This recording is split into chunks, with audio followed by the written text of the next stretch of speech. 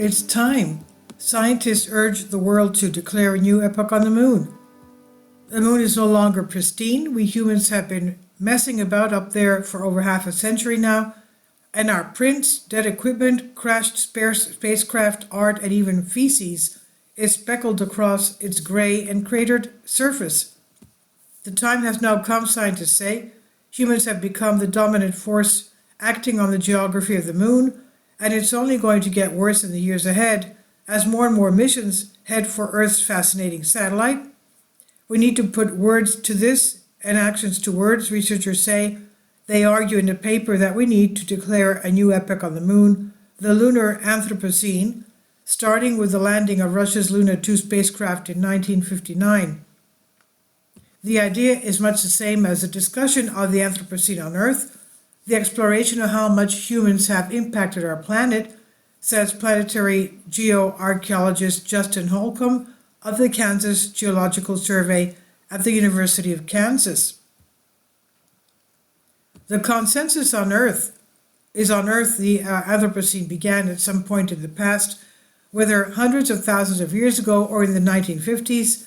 Similarly, on the moon, we argue the lunar Anthropocene already has commenced, but we want to prevent massive damage or a delay of its recognition until we can measure a significant lunar halo caused by human activities, which would be too late.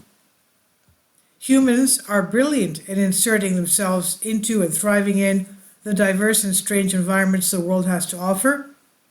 We've spread out and just made ourselves right at home wherever we happen to wander. It's definitely more comfortable for us in some places than others, but we find a way. And then we leave evidence of our existence everywhere we go. When we figured out how to get into space, we took our trash with us.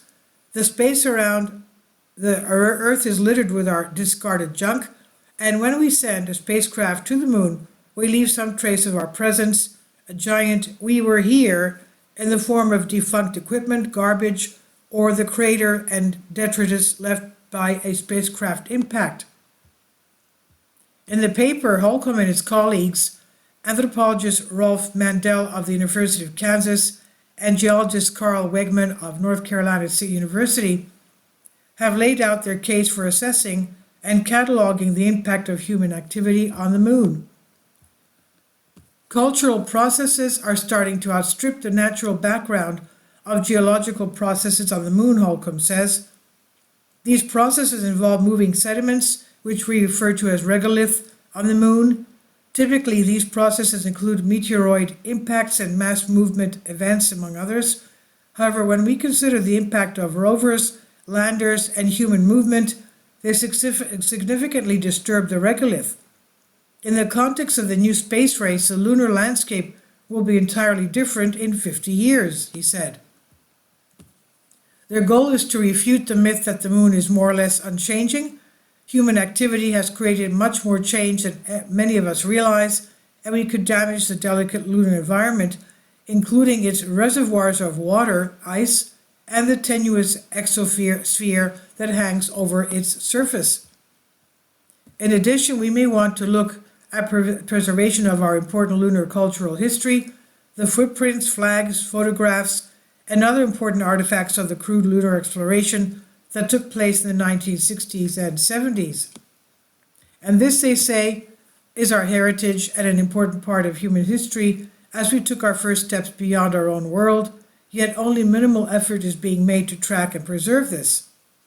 As archaeologists, we perceive footprints on the moon as an extension of humanity's journey out of Africa, a pivotal milestone in our species' existence, Holcomb says, and these imprints are intertwined with the overarching narrative of evolution. It's within this framework we seek to capture the interest of not only planetary scientists but also archaeologists and anthropologists who may not typically engage in discussions about planetary science. The research has been published in Nature Geoscience, and this is on Science Alert by Michelle Starr. Please leave your comments, and thank you for your support. Support my Patreon account. The daily posts are 5 videos daily, and they are totally different from what I have on my YouTube channel. Thank you so much for your support and that you find all my content so interesting. You'll find the Patreon account details in the description box below.